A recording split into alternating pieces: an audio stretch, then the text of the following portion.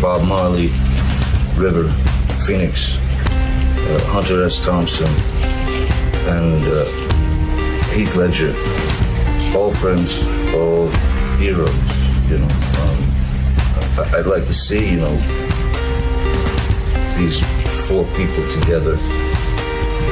I'd like to be in a room with those very four people. It would be fascinating.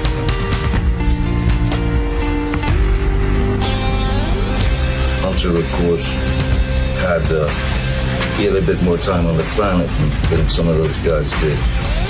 As Hunter's voice will always live through his books and such, they will always live through their films and their own words and whatnot. I knew Heath. It was Gilliam, actually, who introduced us, and Terry Gilliam. And Gilliam said, "You gotta meet this kid. He said,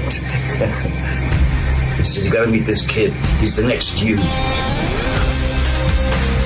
Both of us were a bit shy at first, but we got on very well.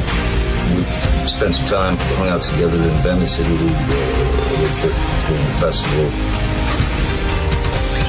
You know, bonded over some things. He needed some advice in his world, and you know, I was an older hobo who knew all the proper train tracks to hit, you know. So I tried to do my best to sort of, help out a friend, talk to him, guide him. And we stayed in touch. He was making the film with Terry. We spoke on the phone now and again, and it was cool. I mean, everything was cool. He was not looking to go. Certainly not.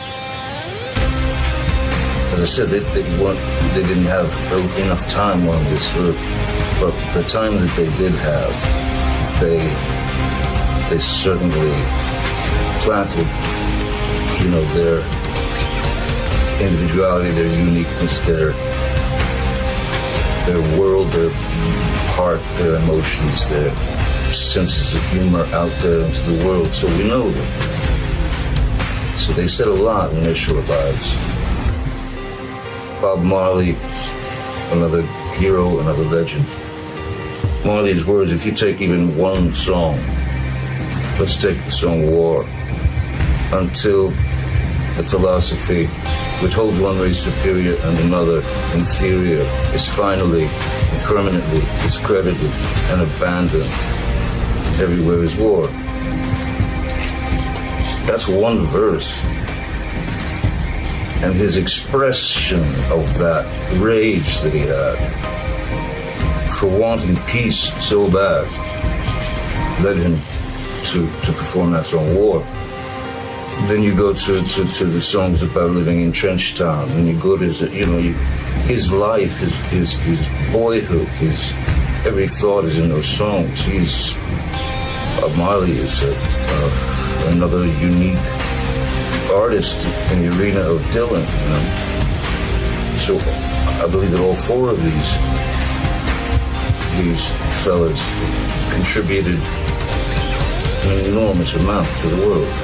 Which we continue to live on. As you know, for many years, I really held myself strictly to like just the day job, just the film business, whatever, cinema. And that was it, even though in my heart and forever I've been a musician. And even though in my brain's needs and my personal needs, I've always needed to escape into some blank piece of paper, whether it be writing or whether it be drawing, or painting, blank count, whatever, you know. So the fact that people,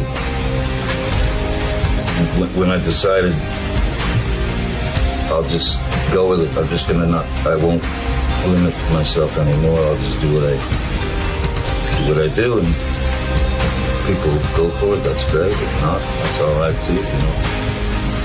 But the fact that people There seemed, for the most part, to be a very positive reaction to these, strange things that I put on the canvas. So, it's always been a part of my life. So for people to actually see this stuff now for the first time and to react the way that they have so positively to whatever I've spewed out on these canvases, it's very moving, very touching. I'm glad they're interested.